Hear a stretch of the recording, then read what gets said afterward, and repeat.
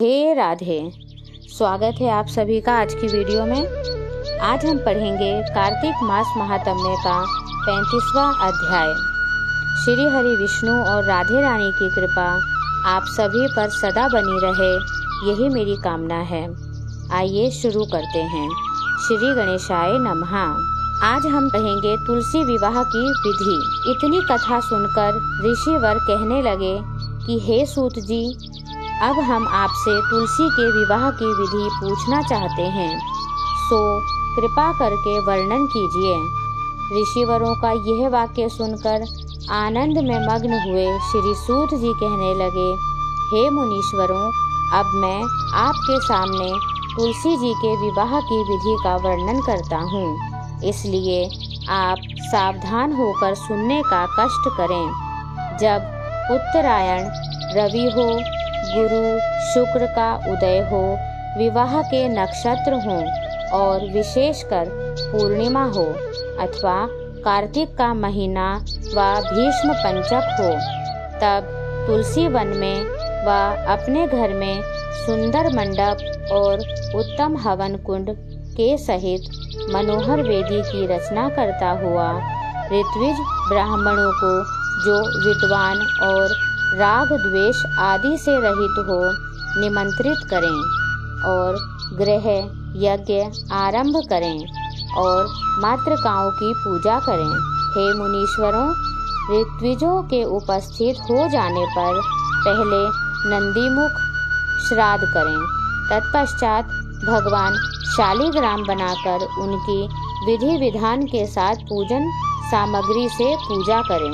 बांधी की तुलसी को उनके समर्पण करें। इस प्रकार विवाह विधि से तुलसी जी का पाणी ग्रहण करने के बाद विधि पूर्वक होम करें। इसके बाद सपत्नीक यजमान, भाई बंधु और सेवकों के साथ चारों ऋत्विजों के सहित विष्णु भगवान की प्रेम प्रदक्षिणा करता हुआ शांति पाठ और मंगल गान के साथ साथ बाजे आदि भी बजवाने चाहिए। हे मुनीश्वरों, ऐसा हो जाने के बाद यजमान को गौदान, शय्यादान करना चाहिए।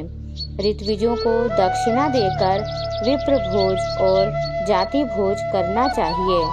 यह सुनकर सूत जी कहने लगे, हे मुनीश्वरों, इस प्रकार जो मनुष्य श्रद्धा भक्ति युक्त होकर सत्य, शांति और संतोष को धारण करता है, विष्णु भगवान को तुलसी दल समर्पित करता है, वह समस्त पापों से रहित होकर संसार के सुखों को प्राप्त करता हुआ अंत में विष्णु लोक को प्राप्त होता है, इसमें संशय नहीं है। हे मुनीश्वरों, जिस प्रकार से तुलसी जी की पूजा की विधि बताई गई है, उसी प्रकार आंवला, शमी और पीपल के विवाह की विधि समझनी चाहिए। इति कार्तिक मास कथा संपूर्ण। कार्तिक व्रत उद्यापन विधि। हम पढ़ने वाले हैं कि कार्तिक व्रत का उद्यापन कैसे करना चाहिए और इसकी विधि क्या है।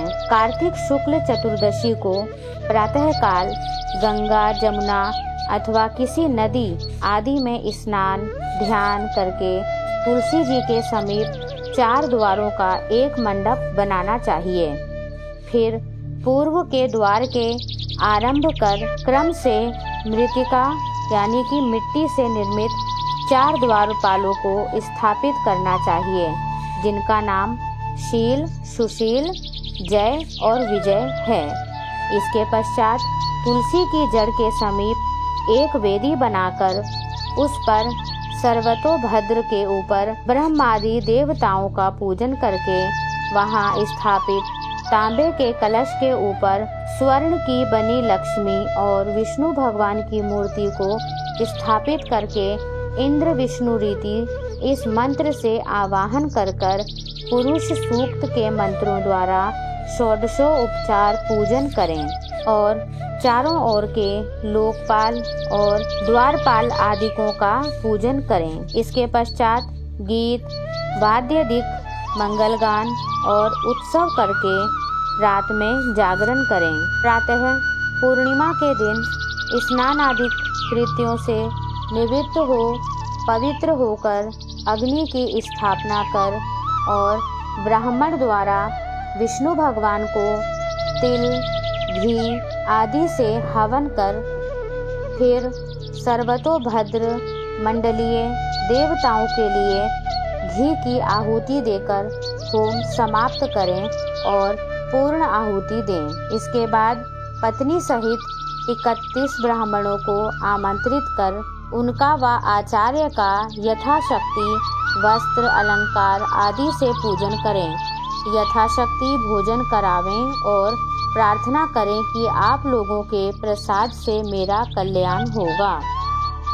कार्तिक के इस व्रत का उद्यापन से कुल के 7 जन्मों के किए हुए पाप नष्ट हो जाते हैं और सुख, संपत्ति, सौभाग्य आदि सकल मनोरथ सिद्ध होते हैं। इति कार्तिक उद्यापन विधि संपूर्णम।